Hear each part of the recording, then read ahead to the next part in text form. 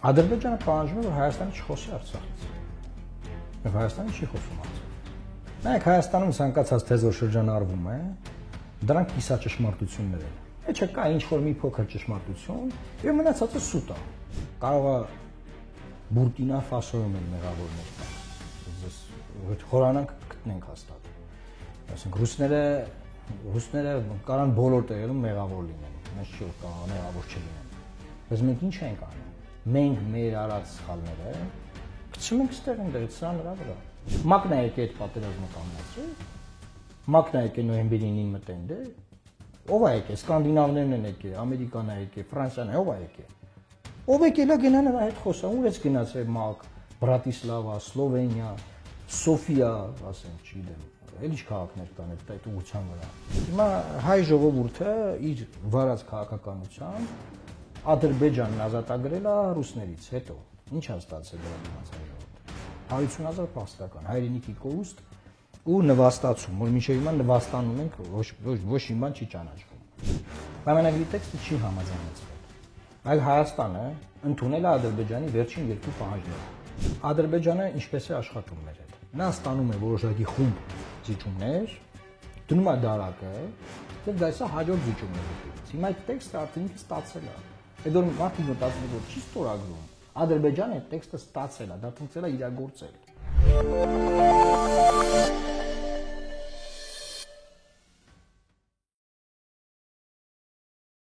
Բարև ձեզ, այսօր մեր հյուրը հատուկ հանձնարարություններով նախկին դեսպան, Լուսավոր Հայաստան կուսակցության նախագահ Էդմոն Մարուքյանն է։ Շնորհակալ եմ պարոն Մարուքյան հրավերն ընդունելու համար։ Պարոն Մարուքյանը ապրիլի 5-ին ԱԳՆ-ն հայտարարություններ տարածել, որում ասում էր, որ Լեռնային Ղարաբաղի հայերի իրավունքների եւ անվտանգության հարցը դուրս է մղվել հայ-ադրբեջանական բանակցությունների օրակարգից, այն պատճառով, որ Արցախի իշխանությունները ստորագրեցին Արցախի լուծարման հրամանագիրը, դուք այս հայտարարությունը խայտառակություն եք որակել, ինչու՞։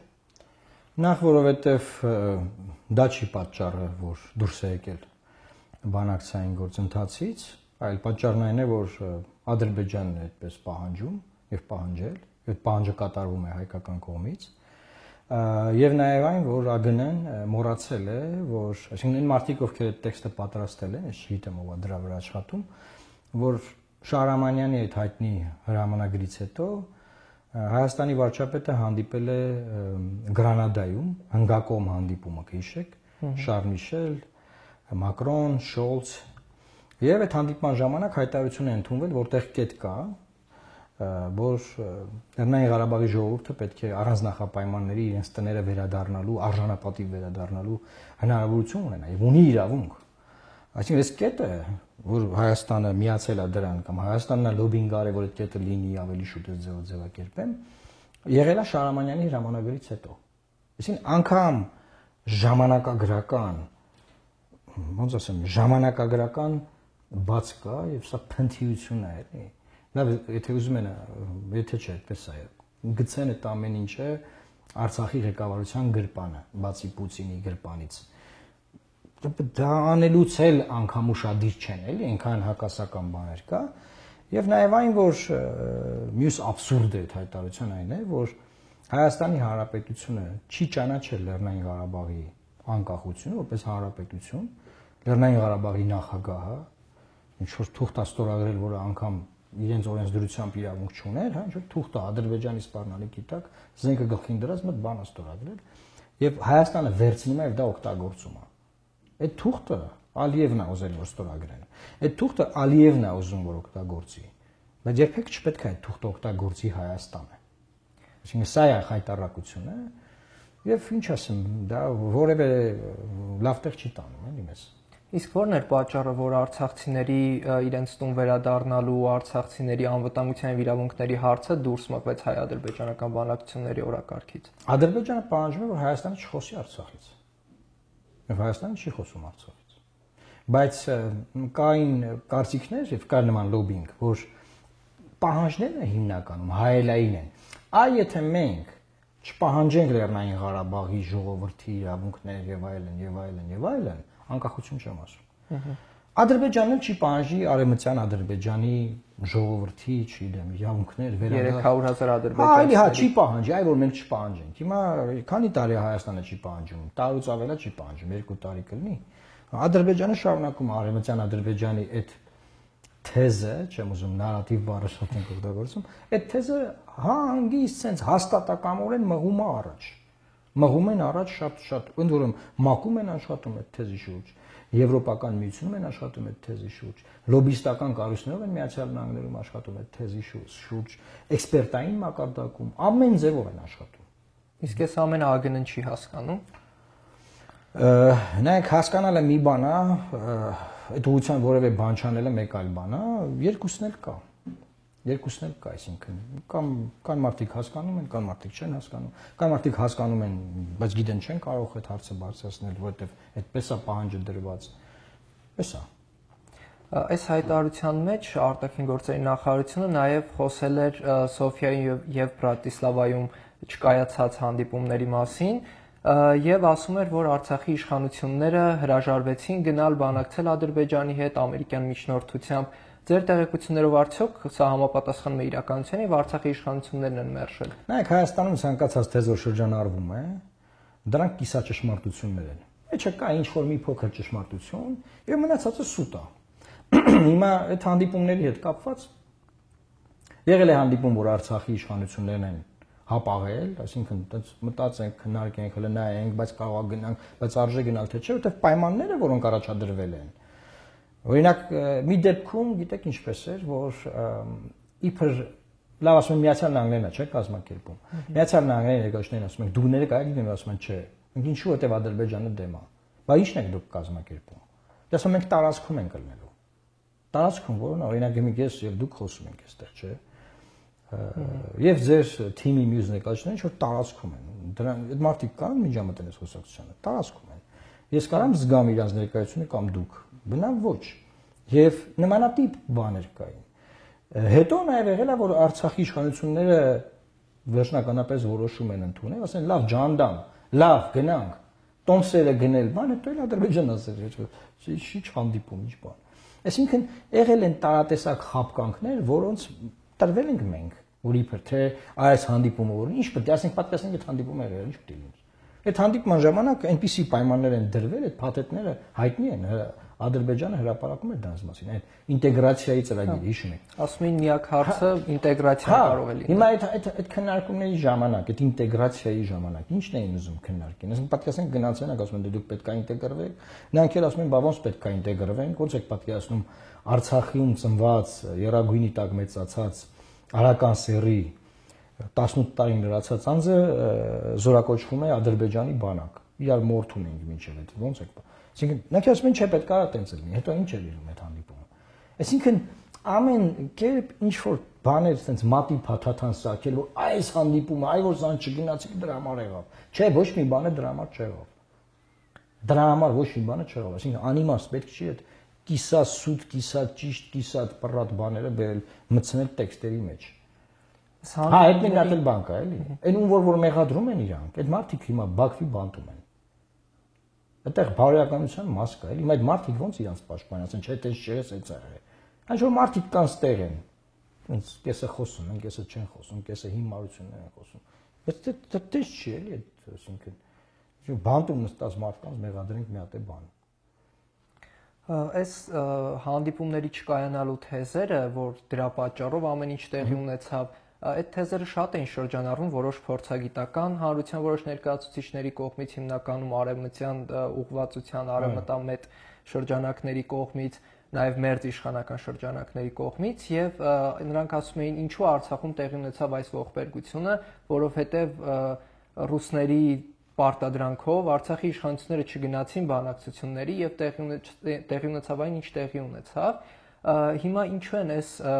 նարատիվները, այս խոսույթները նետվում դաշտի, որն է սրա նպատակը։ Բա ոնց արդարացնեն իշխանությանը։ Այդ մարդիկ ունեն օրակարգ։ Ցանկացած բան, որ իշխանությունը սխալ է արել, սխալվել է կամ վատ է անում, արդարացնել բոլոր եթերներում, բոլոր հանդիպումներում, դեսպանների այդ հանդիպումների ժամանակ, բոլոր շերտերում արդարացնել։ Որպեսզի դա արդարացնել պետք է ասել, ռուսներն էին մեղավոր, Արեգ Հարությունյանն էր մեղավոր, Բակո Սահակյանն էր մեղավոր, ես շատ գիտեմ այնտեղ Դավիթ Բաբայանն էր, Ռուբեն Վարդանյանն էր մեղավոր, բան, բայց լավ պատկերացնենք, այդ ճիշտ են ասում, ռուսների ճշմարտ ներքո չհամաձայնեցին, բայց հետո էլ համաձայնեցին, բայց ինչ եղավ։ Այդ ինչ հեքիաթ էր։ Կամ ռուսները ճնշում էին Արցախի իշխանություններին, Արցախի իշխանությունները դիմում էին միջազգային հանրությանը։ Եթե այդպես է Արցախի իշխանությունները միայն միտեղ պետք է դիմեն ռուսներին։ Այդ ո՞նց էին դիմում Ֆրանսիային, Միացյալ Նահանգներին։ Այն դեպքում որ ռուսները պատերազմ են նրանց հետ։ Այդ ո՞նց էին ճնշում ռուսները, որ չէր լինում։ Տեսեք, բարձր որ հողի վրա ռուսները կանգնած էին։ Ռուսների հետ ինչ-որ կոնսուլտացիաներ իրանք ունեցել են։ Ու բարձր որ ռուսների սրտով չի եղել այդ ամեն ինչը, որ գնան Միացյալ Նահանգների հարթակում խոսան։ Իսկ ինչու՞ չի սրտով եղել։ Մեկը կարող է անկեղծ կանգնի պատմի։ Որովհետև Հայաստանը նոյեմբերի 9-ով է բանակցությունից դուրս է եկել գնացել է արևմտյան հարթակներ։ Պարզ շեխը շատ պարզ է, չէ՞։ Այսինքն դու նոյեմբերի 9-ով զորքը բերել ես մտցրել այդ տարածք, որը ճանաչվում է Ադրբեջան։ Բերել ես Ադրբեջան, ռուսական զորք ես մտցրել։ Այդ ձեր ասած Ադրբեջանը։ Հետո գնացել ես Ամերիկայի այդ բանակցում ես, կամ ասենք ՄԱԿ-ում, որ Լաչինի միջանցքը բացեն, կասեն կանադական զորքերը։ Ով բացի։ Տրամաբանությունը ո՞րն է հողի վրա դու մի իրականություն ունես։ Գնացել ասում ես Բրատիսլավայում, բան Սոֆիայում, ասենք դու պատկերացնում եք դա ինչ է։ Կամ լավ ռուսներին բերես այդտեղ կանգնացրել ես, հետո միանում ես Հռոմի ստատուտին։ Ասում ես ձեր գլխավոր գերագույն հրամանատարի դեմ քրեական գործ է հարուցված, մենք էլ այդ հետապնդման մաս ենք կազմում։ Հետո բրիտանական լրագրողը հարցնում է, ասում է կներեք, բա որ գա Հայաստան, ինչ կանեք, դա ասում է ես չեմ որոշում, դա գլխավոր դատախազը կորոշի։ Ուզում են այդ ռուսներն այնտեղ պաշտպանեն իրանց։ Որ նայում են իրանց գլխավոր գերագույն հրամանատարի դեմ հարուցված քրեական գործի բանին միջազգային դատարանն է Հայաստանը միանում ընդորում սուտ թեզերով, սուտ կեղծիկով, որ դա անում են, որ Ալիևի դեմ գործեր ներկայացնենք։ Խափում է ժողովրդին, բերում ես վավերացնում ես պարլամենտի ամբիոնից ես ասում, որ դրա համար եմ անում կառավարության նիստում ես ասում, դրա համար եմ անում, հետո հենց մտարիուկես ոչ մի գործ չի ներկայացրած Ադրբեջանի դեմ։ Շատ լավ, խափելով ոչի։ Բայց եթե այսքանն ասում ենք, ստացվում է, որ մենք մեղքը գցում ենք ռուսների վրայից, ասում ենք դե մենք սխալ արեցինք, ռուսները մեղավոր չէին։ Նայեք, կարող է Բուրկինա Ֆասոյում էլ մեղավորներ կան։ Ես խորանանք գտնենք հաստատ։ Ասենք ռուսները կարան բոլոր տեղերում մեղավոր լինեն, նես չի որ կարող մեղավոր չլինեն։ Բայց մենք ինչ ենք անում։ Մենք մեր արած սխալները գցում ենք ստեղ այնտեղ սրա նրա վրա։ Հիմա ես տրամաբանական հարց եմ տալի։ Արդյոք տրամաբանական էր նոյեմբերի 9-ի փաստաթուղթ ստորագրել, ռուսական զորքերը բերել մտցնել այդ տարածք, անվտանգության որոշակի կոնցեպտ ձևավորել, ժողովրդին 100,000 հոգու հետ տանել այնտեղ ապրելու հույսեր տալ, ու հետո գնալ ասել գնանք Սոֆիայում բանակցենք։ Այդ ռուսները ինչ պիտի ասեին, ինչ պիտի անեին։ Պիտի ասեին այս հայերը ինչ ոսկի մարդիկ են։ Կամ ասենք Հռոմի ստատուտով իրանց հետապնդում ենք, ինչ պիտի ասեին։ Տրամաբանական բաներ կա, չէ՞, լոգիկաներ կան, որոնք որ չեն համընկնում։ Հիմա նայեք, Մոսկվայում հանդիպում կար արտգործ նախարարների նախապես հաստատված պլանավորված։ Լաչինի միջանցքը նոր էին փակել։ Եվ այնտեղ ասում էին եկեք խոսանք։ Հայաստանը չի գնում այդ հանդիպմանը, բոյկոտում է այդ հանդիպումը։ Դուք գիտեք։ Այդ բոյկոտից հետո մենք գնում ենք ՄԱԿ, որ ՄԱԿ-ը անվտանգության խորհուրդը այդ հարցը քննարկի։ Դուք ասեմ, այդ ՄԱԿ-ի լոբինգը այնքան երկար շատ էր, որ ես ինքս մի հատ ստատուս գրեցի, որ երբ պետք է մենք դիմենք ՄԱԿ, որ այս մեր ՀԿ սեկտորը, փորձագիտական համայնքը, բոլորը մի հատ դիմենք, սպառենք, էլի, որ տեսնեն, որ դրանով ոչ մի հարց չի լուծվելու, ինչ ՄԱԿ։ ՄԱԿ-ը ինչ պետք է անի։ ՄԱԿ-ն է եկել այդ պատերազմը կանգնացրել։ ՄԱԿ-ն է եկել նոյեմբերի 9-ին մտեն դե։ Ով է եկել, սկանդինավներն են եկել, Ամերիկան է եկել, Ֆրանսիան է, ով է եկել։ Ով եկել է գնա նրա հետ խոսա, ուր էս գնացել ՄԱԿ, Բրատիսլավա, Սլովենիա, Սոֆիա, ասենք, չգիտեմ, էլ ինչ քաղաքներ կան այդ ուղղության վրա։ Իսկ գուցե հասկացել են, որ ռուսները չեն կարողանալու այդ հարցը լուծել ու իրենց պարտավորությունները չեն կատարելու, դրա համար ուրիշ խաղացողների են փնտրել։ Կներես ախր, եթե ռուսները չեն կարողանալու այդ հարցը լուծել, ուրեմն ոչ մեկ չի կարող լուծել։ Որտեվ մինչև ռուսների մտնել այդտեղ, դու բոլորին դիմել ես, ոչ մեկ չի լուծել։ Հետո ես դիմել ռուսներին, որ ռուսները լուծել են։ Կա նախագահ Թրամփի, ՌԴ նախագահի, Ֆրանսիայի նախագահի համատեղ հայտարարությունը պատերազմի ժամանակ 44 օրյա, վերցրեք նայեք, որտեղ ոչ ժամանակ հրադադար հայտարարվեց։ Պահվեց այդ հրադադարը։ Կամ մի հատ ֆրանսիական նախաձեռնությամբ, մի հատ ամերիկյան միջնորդությամբ, մի հատ ամերիկյան չպահվեց, մի հատ ֆրանսիական չպահվեց, մի հատ ռուսական չպահվեց, Վերջում եկանք հանգեցինք նոյեմբերի 9-ին ռուսականով պավեց եկան մտան այդ տարածք։ Հիմա հայ ժողովուրդը իր վարած քաղաքականությամբ Ադրբեջանն ազատագրել է ռուսներից, հետո ինչ է ստացել դրա դիմաց հայ ժողովուրդը։ 150,000 փաստական հայրենիքի կորուստ ու նվաստացում, որ մինչև հիմա նվաստանում ենք, ոչ մի բան չի ճանաչվում։ Ոչ Հայաստանի Հանրապետությունն են ճանաչել, ոչ մեր քարտեզն են ճանաչել, ոչ սահմանազատումով մեր հողերից են դուրս եկել գրաված։ Ոչ մի բան, դա էլ ասում են դուք այդտեղ ժամանակավոր եք ապրում, ես ձեր երգիդե չի։ Այդտեղ էլ են գարու դեռ։ Էս ենք ստացել։ Շատ լավ, հիմա արդեն մոտ 1 ամիս է հրապարակվեց, որ համաձայնեցրել են չհամաձայնեցված երկու կետերը խաղաղության պայմանագրի, Ադրբեջանը շարունակում է իր երկու նախապայմաններն առաջ քաշել՝ Մինսկի խմբի լուծարում եւ սահմանադրության փոփոխություն։ Մինսկի խմբի լուծարմանը Նիկոլ Փաշինյանը արդեն ասել է, որ կողմ է, իսկ սահմանադրության փոփոխության հարցն ասում է ներքին հարց է։ Բայց եթե պատկերացնենք հիպոթետիկ, որ Նիկոլ Փաշինյանը կարողանում է համոզել ժողովրդին, որ գնան եւ փոխեն սահմանադրությունը Ադրբեջանի պահանջով կամ, չգիտեմ, ցանկացած ձևակերպմամբ, այդ դեպքում Ադրբեջանը կգնա պայմանագրի ստորագրմանը, թե սրանք հերթական նախապայմաններն ու էլի շարունակվելու են դրանց։ Մի հատ հարց տամ ձեզ, ի՞նչ է տալու այդ պայմանագիրը Հայաստանի, որ տենց վիզ դրած, լավ sense ասեմ, ժողովրդին լեզու, վիզ դրած ուզում ենք ստորագրի։ Ինչ եք ստանալու էլի։ Մեկը գիտի ինքը ինչ է ստանալու։ Հայաստանը այդ պայմանագրով զիջել է իր ինքնիշխան իրավունքը հայ-ադրբեջանական սահմանամերձ շրջաններում երրորդ ուժեր տեղակայելուց։ Զիջել է այլևս ձեր թորները, իմ թորները, այդ ստորագրումից հետո չեն կարող նման բան իրենց թույլ տալ։ Ասենք ֆրանսիական ռազմաբազա բերեն Կապանում օրինակ, կամ Սկանդինավյան, կամ ամերիկյան, կամ ռուսական, որը որ կուզեն մեր թորները, մենք չգիտենք ինչ են իրանք ուզելու։ Այսօր մենք իրենց իրավունքները սահմանափակում ենք այդ համաձայնագրով, որ տենց կապած ուզում են ստորագրեն, բայց հիմնական հարցին անդրադառնամ։ Նախ պետք է ճիշտ խոսել։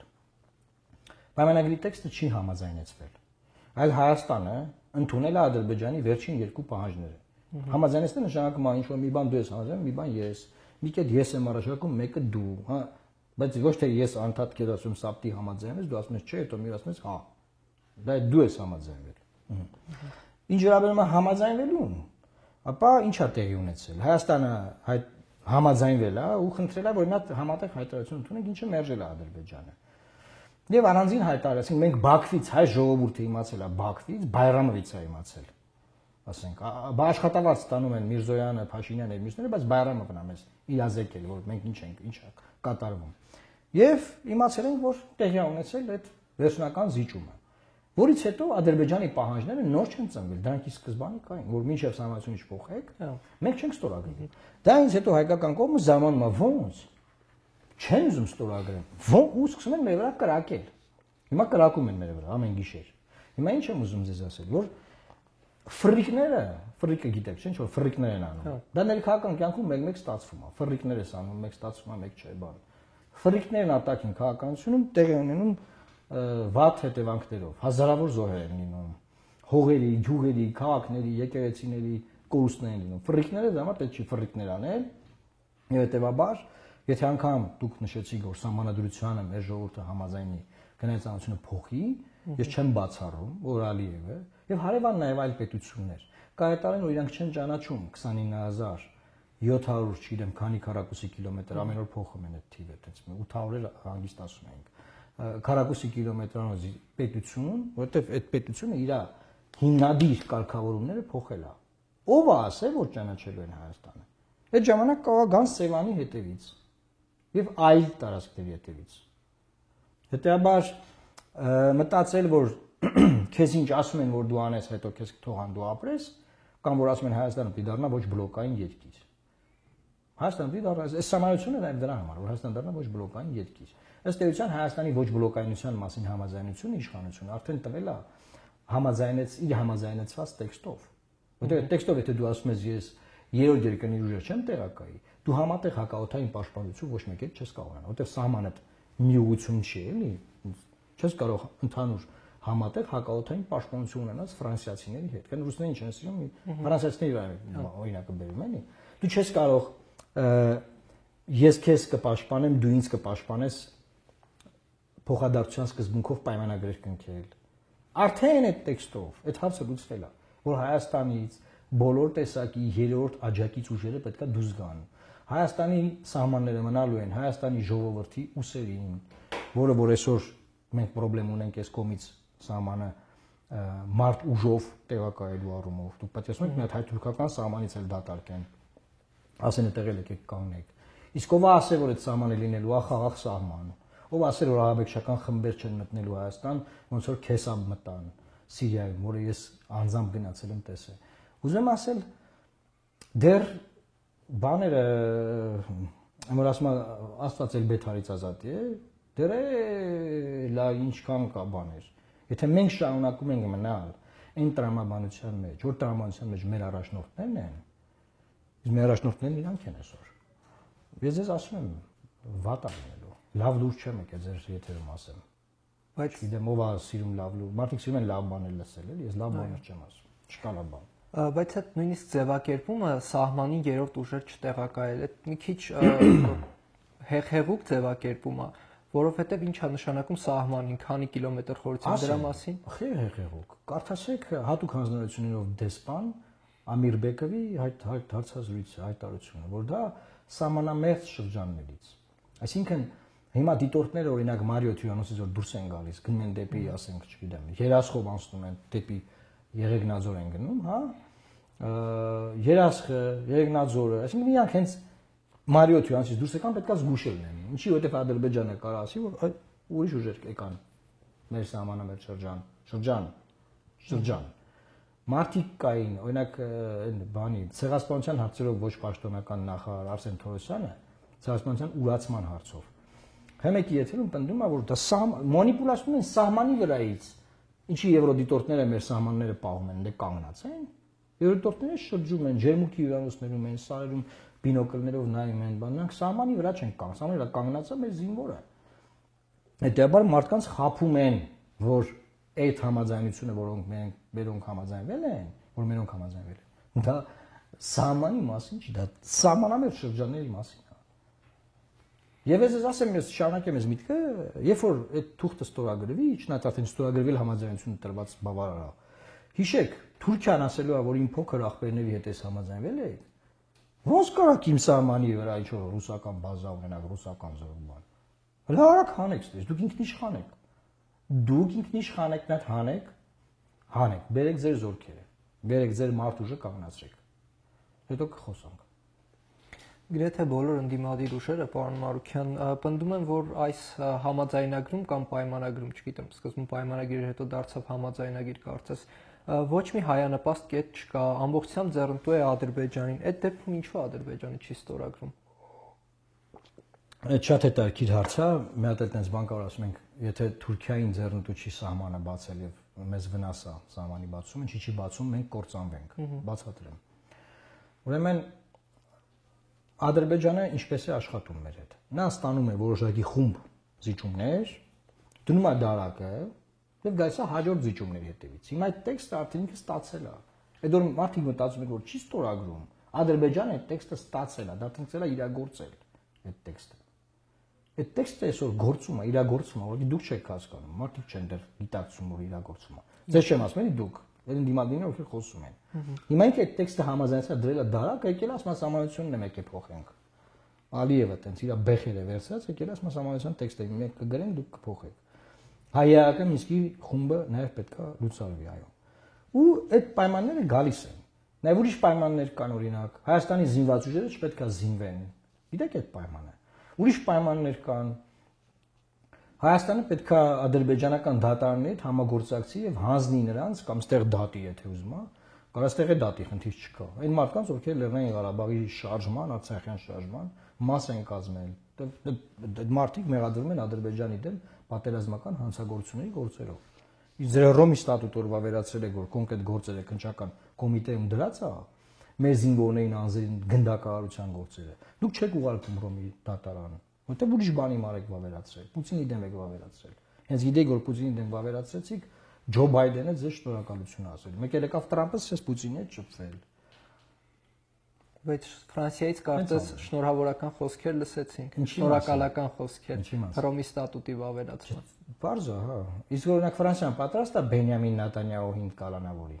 Չեմ կարծում։ Որը նույնպես հետապնդվում է Հռոմի դատարանի կողմից, չէ՞։ Բայց դատարանը ինչ է համար, Պուտինի համար մեկի աֆրիկյան լիդերների։ Դատարանից դուրս գալու վերաբերյալ Հունգարիան էր հայտարարել կարծես ու սկսելու է գործընթաց Օրբանին ասել, որ դուրս գան դատարանից, այնպես որ այդ դատարանի գործերը կարծում եմ ես որպես միջազգային իրավունքի մասնագետ ուզում եմ ձեզ պատմեմ, որ երբ որ Մինեսոտայի համալսարանում միջազգային իրավունք է սովորում, դասախոս ունեին, որը կիսա ձեռարներով ասում էր դատարանը ստեղծվել է աղքատ աֆրիկյան երկրների համար, որ դա դիզերներին դες բռնենք դատենք, բան, ընդ որում Ամերիկան երբեք դրա մասը չի եղել, ինչի համար դի Ամերիկան չէ բանի մաս լինի այդ իմաստով, եւ տենց էլ քյասիբների դատարանն է, դա քյասիբների դատարանը որոշել է, ասենք, բան Պուտինին էլ կալանավորի, հետո բանի Իսրայելի վարչապետին կալանավորի եւ ՊՆ-նախարարին ու այդտեղ ավարտվել է այդ դատարանը, արդեն միջազգային ամբողջականությունն ասում է դուք ով եք,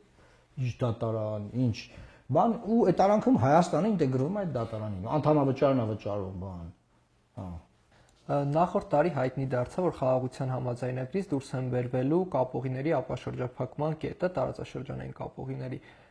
եւ Հայաստանն առաջարկում է հարցը լուծել խաղաղության խաչմերուկ ծրագրի շրջանակներում, Ադրբեջանը իր միջանցքն է ուզում, ինչպես ինքն է կոչում Զանգեզուրի միջանցք, դուք առաջարկում եք հարցը լուծել նոյեմբերի 9-ի համաձայնության, նոյեմբերի 9-ի հայտարարության 9-րդ կետի շրջանակներ վերադառնալով այդ շրջանակներում։ Արդյոք հիմա էլ եք կարծում, որ դա եղած տարբերակներից լավագույնն է։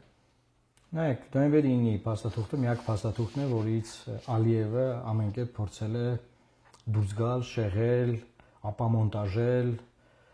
եւ փչացնել այդ process-ը։ Եվ դրա մասին նաեւ վարչապետ Նիկոլ Փաշինյանը ունի հայտարարություններ արել, որ Ալիևն ամեն ինչ անում է, այս փաստաթուղթը բանանի, քանդի այդ ճարտարապետությունը անվտանգային եւ այդ փաստաթղթով Ալիևը պարտքեր ունի։ Հիմա Ալիևը Հայաստանին ասել է դուք չխոսաք ոչ մի կետից, չուզեք Լեռնային Ղարաբաղի վերադարձ, ոչ մի բան չուզեք, խելոք մնացեք։ Բայց ինքը ամեն օր նոյեմբերի 9-ի 9-րդ կետով ասում է դուք ճանապարհի պարտք ունեք, չեք տվել, այ նայեք, չեք տվել, պտի տակ։ Եվ ես առաջարկում եմ վերադառնալ այդ հարթակ եւ այնտեղ այդ խոսակցությունը բացել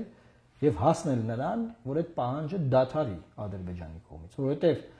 շատ փորձագետներ պնդում են, որ մյուս կետերը, որոնք որ կային, այլևս չի կարող իրագործվել։ Եթե կարող է իրագործվել, թող իրագործվի, թող մի քանի հազար զոհ գնա մտնի էլի Լեռնային Ղարաբաղի տարածք, ռուսական,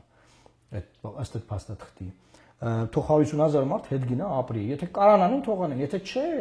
Հայաստանը կարող է բանակցություններով հասնել նրան, որ այդ կետի պահանջը դառնա առոչինչ, Ալիևը չկարողանա շարունակել պահանջել։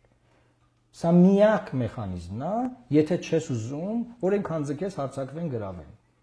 Բայց եթե ուզում ես, որ այնքան ձգես հարձակվեն գրավեն, ինձ թվում է լավ պոզիցիա է։ Սենց մնալ խոսալ խաղաղության խաչմերուկից, ուրիշ խաչմերուկից, շաբաթը մեկ ինչ-որ առաջարկների փաթեթ ուղարկել, որոնց ի ալարում են պատասխանեն։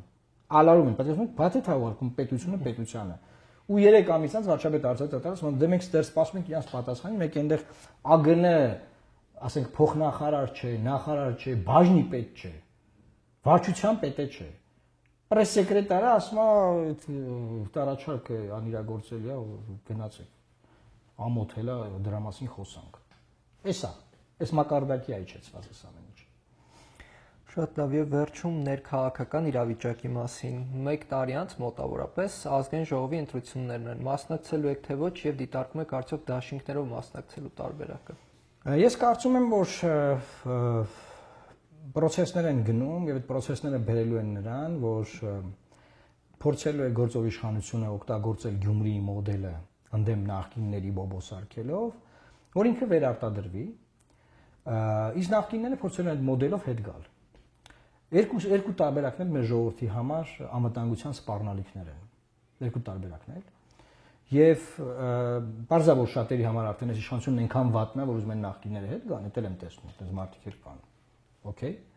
Բայց ես կարծում եմ երկու տարբերակներ անվտանգային մեծագույն սպառնալիքներով են համեմված։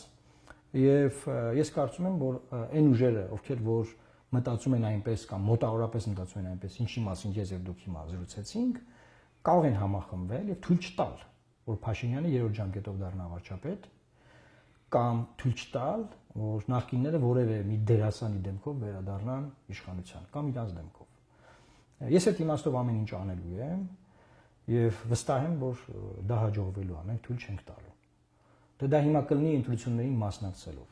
թե դա կլինի ընտրություններին դաշինքով մասնակցելով, թե դա կլինի չմասնակցելով ընտրություններին, բայց ուրիշ process-ներով, դա ժամանակը ցույց կտա։ Բայց արդեն կոնսուլտացիաներ կան քաղաքական այս հարցի շուրջ միավորվելու, չգիտեմ, դաշինք ստեղծելու։ Այո, շատ երկար ժամանակ կա։ Գրեթե իմ հրաժարականի հաջորդ օրվանից այդ process-ները կան։ Չեք ուզում բացահայտել այն ուժերին, որոնց հետ փորձում եք պայմանավորվել։ Ես կարծում եմ դա երևացող է, որովհետև այն ինչ որ ես խոսում եմ, շատ քչերն են խոսում, բայց կարծում եմ, որ